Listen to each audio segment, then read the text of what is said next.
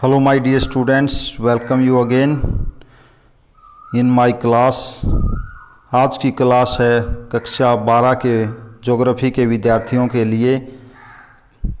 Chapter 3 जनसंख्या संगठन और इसका हम तीसरा पार्ट कर रहे हैं जिसका टाइटल है आयु लिंग पिरामिड एज सेक्स पिरामिड। जनसंख्या की आयु विभिन्न संरचना, जनसंख्या की आयु लिंग संरचना का अभिप्राय विभिन्न आयु वर्गों में स्त्री और पुरुषों की संख्या से है।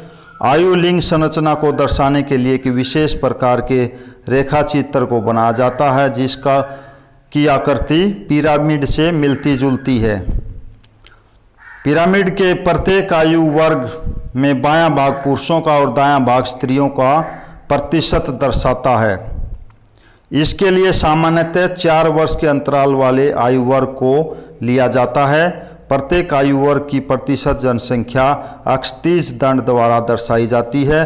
जनसंख्या पिरामिड की आकृति को प्रदर्शित जनसंख्या की विशेषताओं को परिलक्षित करती है। इस प्रकार जनसंख्या पिरामिड की 3 आकृतियों का संबंध जनसंख्या की 3 विभिन्न स्थितियों से होता है। पहला है ये विस्तारित होती जनसंख्या। अल्प विकसित देश, ऐसे देश जो अभी प्रोग्रेसिव हैं, विकासशील हैं, विकसित नहीं हुए हैं, देशों में आयु लिंग पिरामिड का आधार चौड़ा और सिर तेजी से पतला हो जाता है। इन देशों में उच्च जन्म दर के कारण निम्न आयु वर्गों में विशाल जनसंख्या पाई जाती है जबकि वृद्धों की जनसंख्या यहाँ पर घटती जाती है। तो आप इस चित्र में देख सकते हैं विस्तारित होती जनसंख्या ऑस्ट्रेलिया। आंकड़ा स्रोत है जनांकीय ईयर 2003 संयुक्त राष्ट्र सांख्यिकी प्रभाग। आंकड़े राष्ट्रीय संदर्भ में प्रक्षेपित हैं। तो देखिए नाइजीरिया की जो जनसंख्या है 2003 में जैसे जैसे आयु वर्ग बढ़ता जाता है, 4-4 साल की आयु वर्ग डिफरेंस पर यहाँ पर दिखाया गया है। तो चित्र को ध्यान से देखेंगे तो क्या पता चलता है कि नाइजीरिया की आधी से ज़्यादा जनसंख्या वर्ष की आयु से 24 वर्ष की आयु से भी कम है। आधी से ज़्यादा जनसंख्या 24 आयु वर्ग से भी कम आयु की है। यहाँ की जनसंख्या का बड़ा हिस्सा प्रजनन काल रिप्रोडक्टिव एज अर्थात 15 से 49 वर्ष की आयु के वर्ग में है। ये जो चित्र है इसमें नाइजीरिया का आयु लिंग पिरामिड दर्शाया गया है जो कि अल्प विकसित देशों के अंतर्गत आता है। यदि हम बांग्लादेश और मैक्सिको के पिरामिड की रचना करें तो भी वे ऐसे ही दिखाई देंगे क्योंकि सेम कंडीशन नाइजीरिया जैसे देश की तरह वहाँ पर भी हैं। कहाँ पर? जो 2 देश नाम लिया मैंने, बांग्लादेश और मैक्सिको। एक और हम ऑस्ट्रेलिया का देखते हैं विस्तारित होती जनसंख्या। यहाँ पर कुल जनसंख्या का प्रतिशत आयु वर्ग वही, एक तरफ पुरुष एक तरफ स्त्री।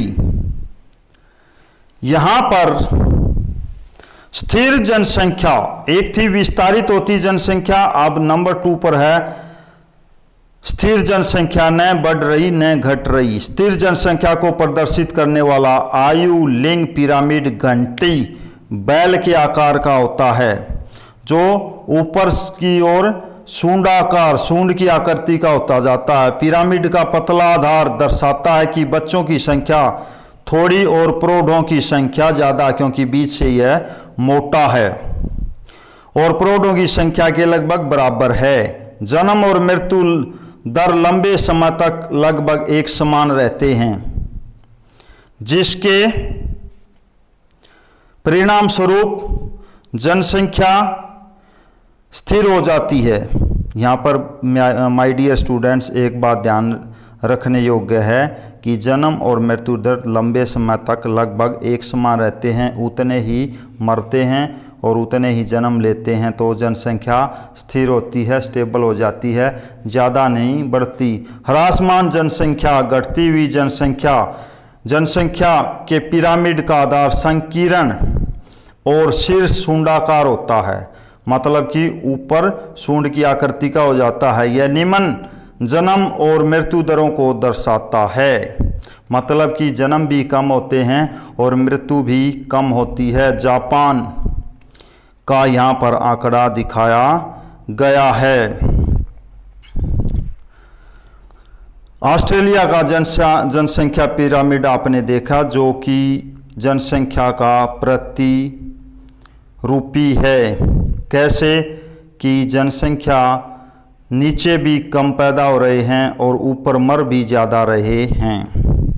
इस तरह से हमने विस्तारित होती जनसंख्या, स्थिर जनसंख्या और ह्रासमान जनसंख्या के बारे में पढ़ा। आप इसको अपनी बुक में अच्छे से एक बार और देख लीजिएगा।